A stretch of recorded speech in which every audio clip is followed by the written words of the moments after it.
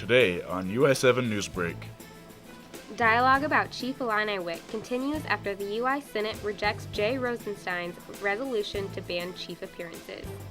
And Urbana public safety workers celebrate the retirement of Brian Neitlinger, an Urbana fire chief who is retiring after 40 years of work. Later, we'll see how Centennial High Schoolers came together to raise $26,000 at their annual dance marathon. Also, the University of Illinois football team is looking to fire up some wins with a new state of mind. Your UI7 Newsbreak starts right now. From the Richmond Journalism Teaching Studio, this is your UI7 Newsbreak. Hello, I'm Malik Caudell. And I'm Grace Kachaturian, and here are today's top stories. Following Monday's Academic Senate meeting, where Professor Jay Rosenstein's chief resolution was rejected, the conversation continued during an open dialogue held at the Illinois Union. UI7 Newsbreak's Chris Joe attended looking for a solution. Thanks, Grace. Rosenstein's original proposal called for stricter enforcement of the no protest policy at home games. I spoke to Rosenstein yesterday, and his resolution wasn't intended to be the end-all, be-all solution.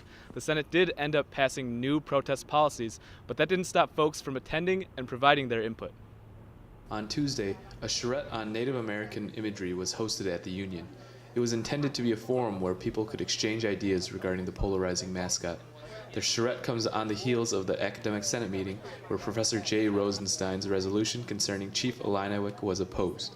Rosenstein explained that hearing the views of Native American students as an undergraduate shaped his views. But it really kind of shocked me. And I realized, wow, I'd never heard that before, I never thought about that before, but it was really clear to me right from then what was wrong with it. And, the switch flipped in my head where I realized, this is wrong, we've got to do something about it. I don't think students are enabled to voice their opinion. In fact, I think they're actively suppressed when they try to voice an opinion that a faculty member might disagree with. And I think it doesn't matter whether you're presenting fact or opinion.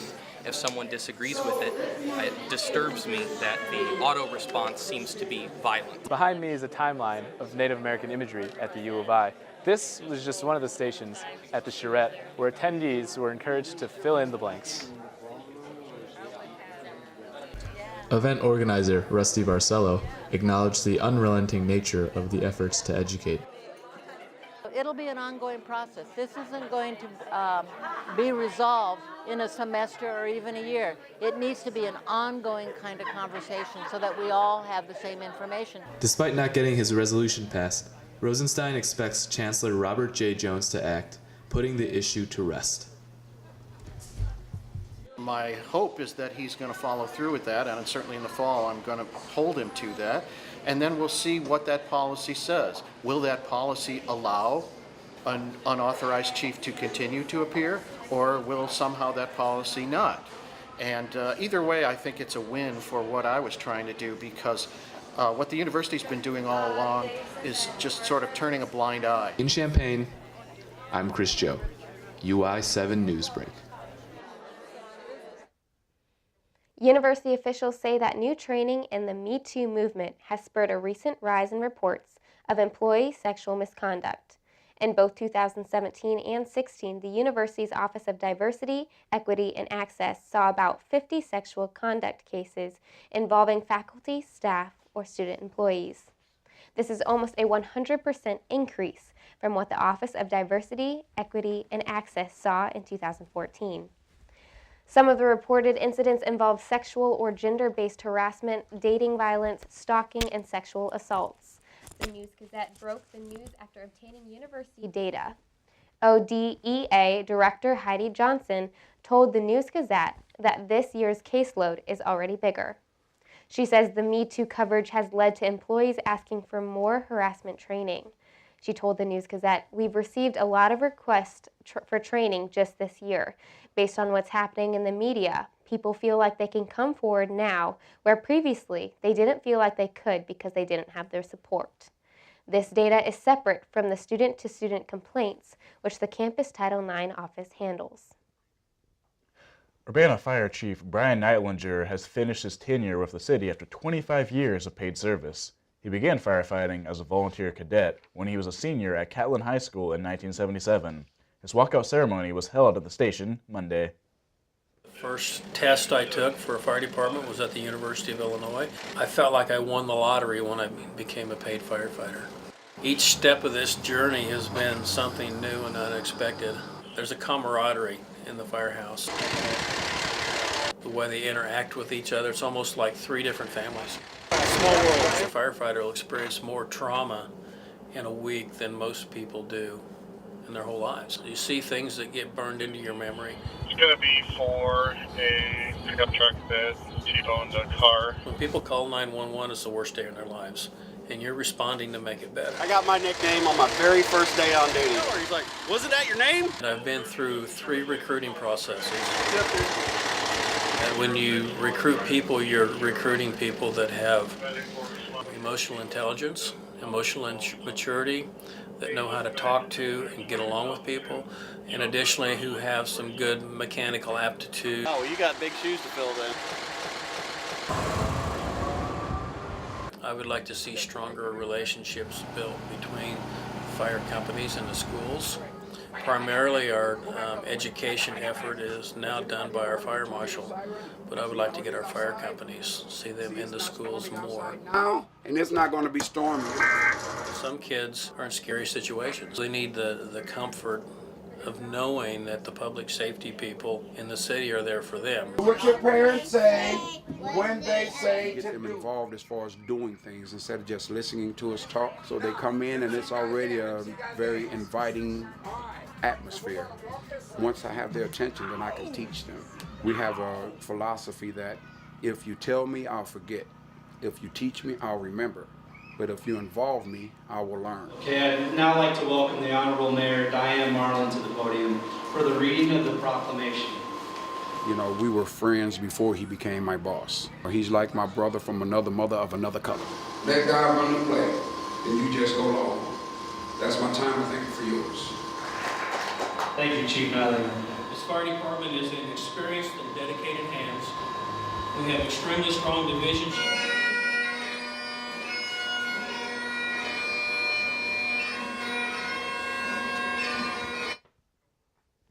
Dockless bike sharing may soon be rolling through to Champaign-Urbana. A bike share pilot program is in the works after the Champaign City Council voted yes last month. These bike shares would be distributed around town and on campus by an outside company. Renters would use their smartphones to pay and unlock the bikes, which will cost between 50 cents to $1 per hour. Lily Wilcock is the active transportation coordinator for the university and says the program has a lot of benefits. I don't think you can be you can be truly ready. I think it's a growing process, and so I think we just need to do it and then test out, and then where else we go and modify it, when it's necessary. Approval of the pilot program is dependent on what the Urbana City Council decides on May 21st. The two cities and the university are hoping to strike a joint agreement, and if this happens, the pilot program would run until June 2019. This weekend was the 10th anniversary of the Margie K. and Lewis N. Cohen Cultural Center. Hillel members, young and old, came out to a luncheon in celebration. Some attendees had known the Illinois Hillel before it even had its own building. One of the attendees was Jim Krakauer, an Air Force veteran who moved to the area 40 years ago. I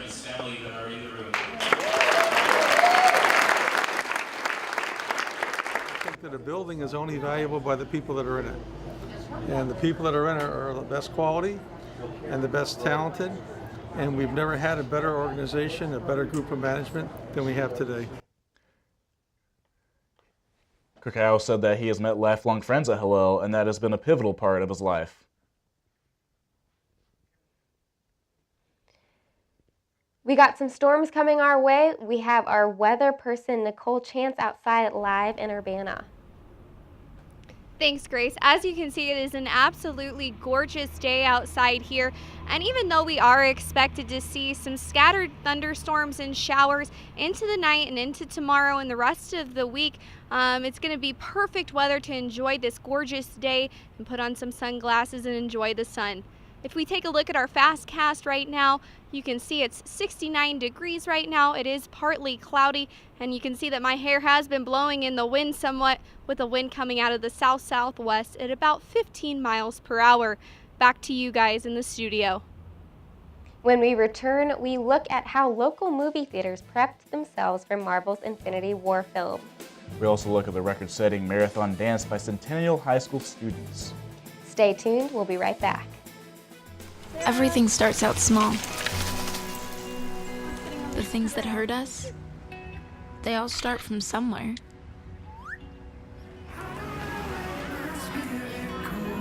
The words we say, the things we do, they can grow into something else.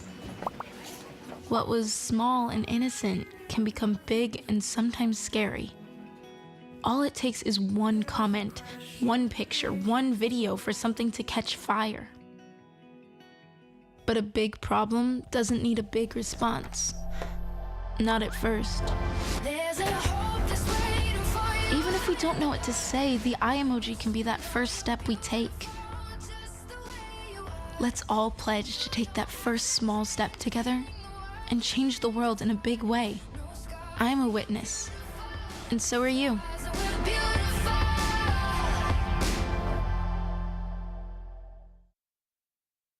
Bye-bye.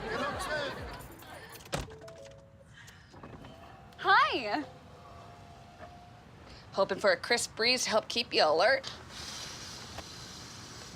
Oh, he took a sip of water too. That'll probably help. You were probably gonna turn down the radio too, so you could focus, right? Probably okay isn't okay. Right. If you see a warning sign, stop and call a cab, a car, or a friend. I think the water line is what really drove it home. I blew on him. As summer approaches, this year's blockbuster movies are beginning to assemble.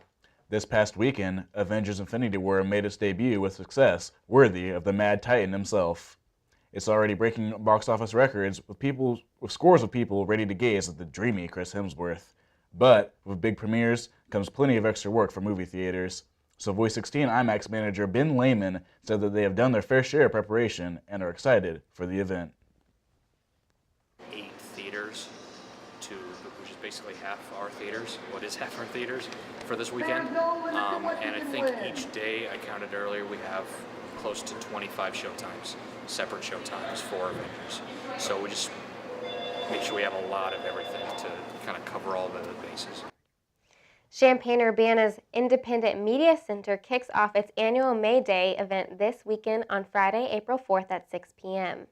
Mayfest attendees can look forward to a lineup of local artists, performers, and activists coming together in a safe space to celebrate the music, art, and community of Urbana.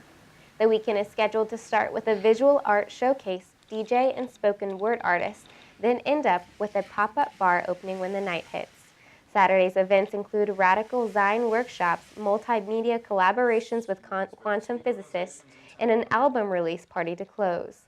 The weekend ends with a relaxing Wanderlust yoga class offered on Sunday morning. As always, the weekend's events are entirely free, so come one, come all to the Champaign-Urbana Independent Media Center this weekend to celebrate a warm start to May. The IMC looks forward to seeing you there. Hockey may require skates, but the help of a sled allows those with disabilities to play hockey too. Hockey was created to provide a way for physically impaired people to play the sport. Tim Kirk brought his team and his equipment to the University of Illinois Ice Arena to get more families on the ice. Kirk and his team travel around Illinois hosting sled hockey events at different ice rinks free of charge. To play, we provide everything from the sled, all the hockey equipment, the ice time, the coaches, so we just want them to show up and have fun. The team can be found on the ice in Peoria, May 19th. The Illinois Marathon isn't the only on-foot event featured in the area recently. Patrons put on their walking shoes and headed out to an event in Urbana shining light on autism.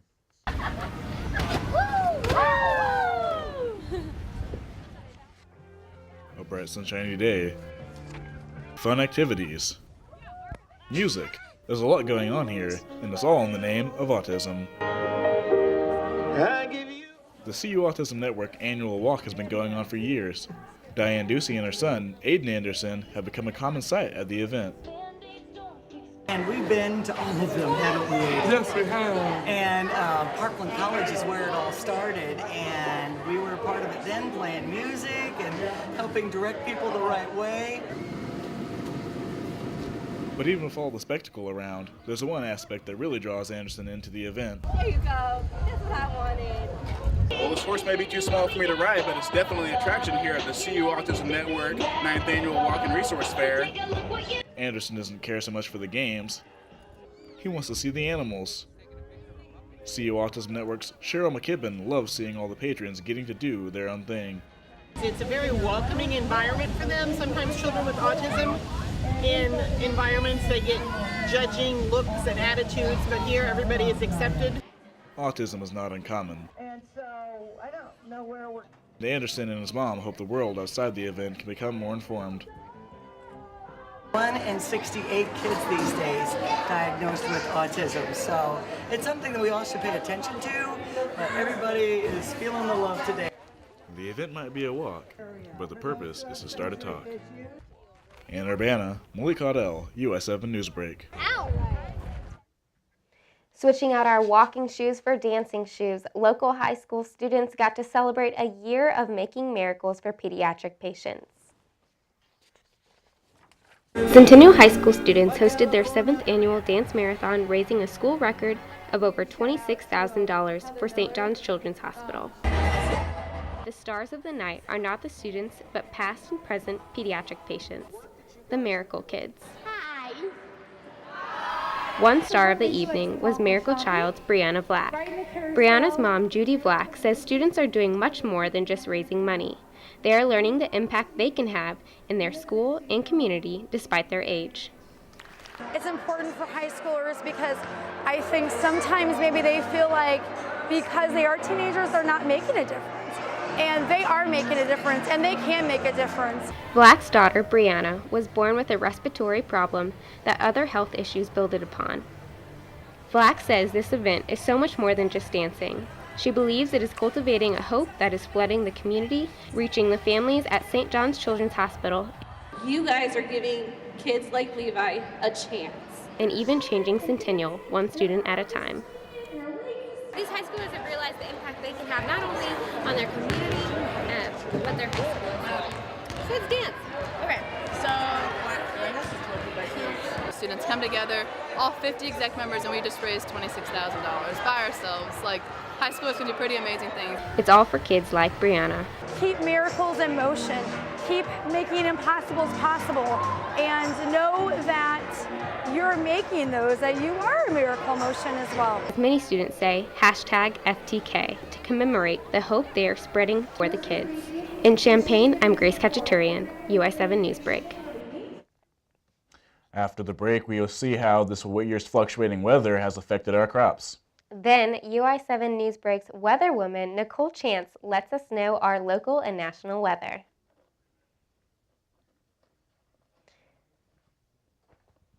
Listen, I realize that I'm not perfect, but it all really started to change because you judge me for having a problem.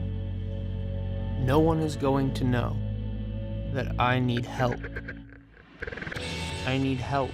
I know that no one is going to judge me for having a problem.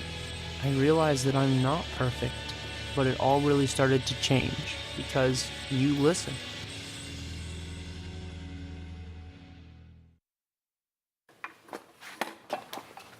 Did you hear about the pony with a sore throat? He was a little horse. Can I tell you a cat joke? Just kidding. Why couldn't the Why was the basketball court all wet? Why? Because the players kept dribbling all over it. Where do cats go on vacation? New York.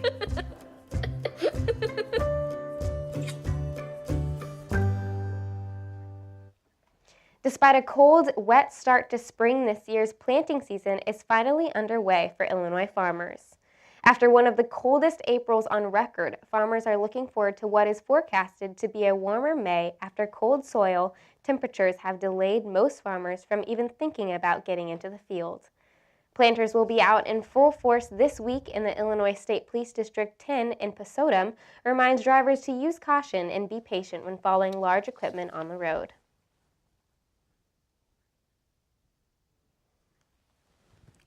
This just in, warm weather is now trending in central Illinois.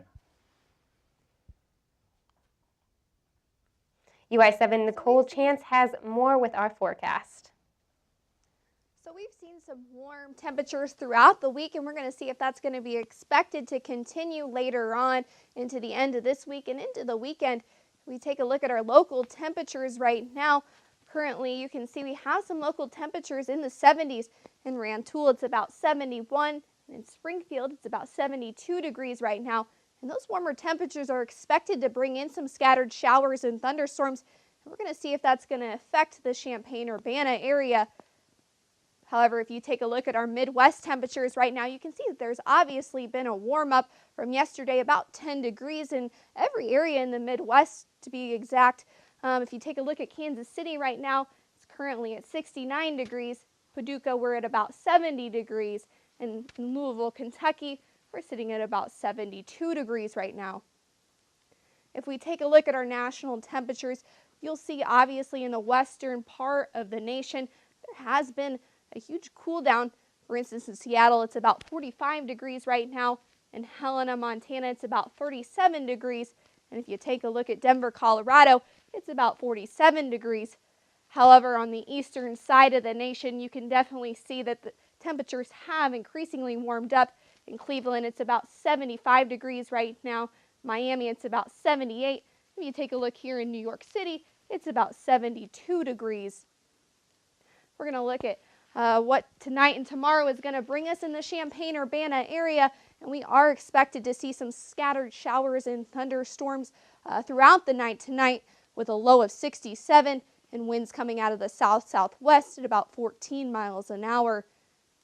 Those showers and thunderstorms are expected to continue later on in tomorrow.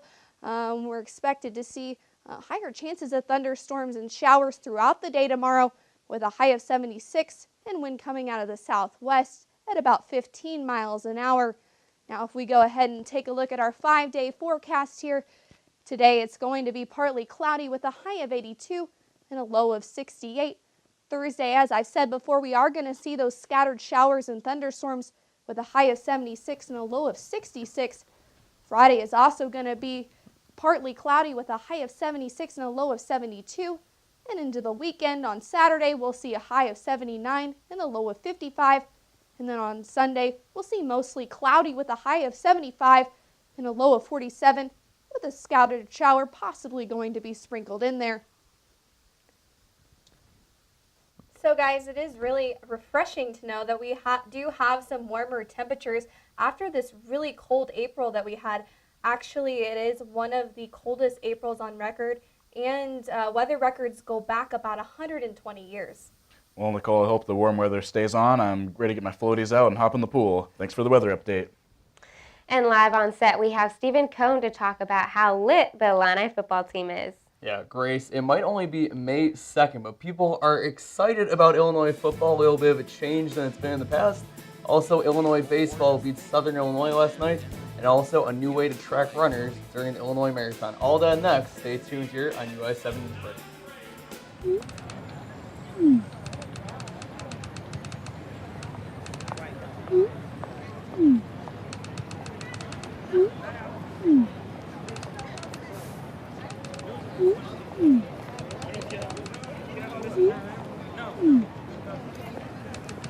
Don't ignore the subtext. It's on us to intervene in sexual assault. Because we can. Take the pledge at itsonus.org.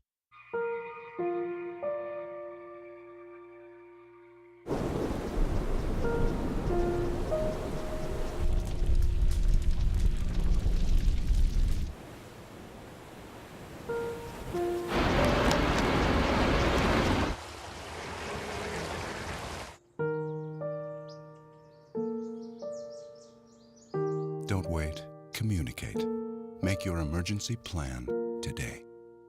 There's legitimate hype around Illinois football for the first time in years, and it's all because of one word: Liddyville.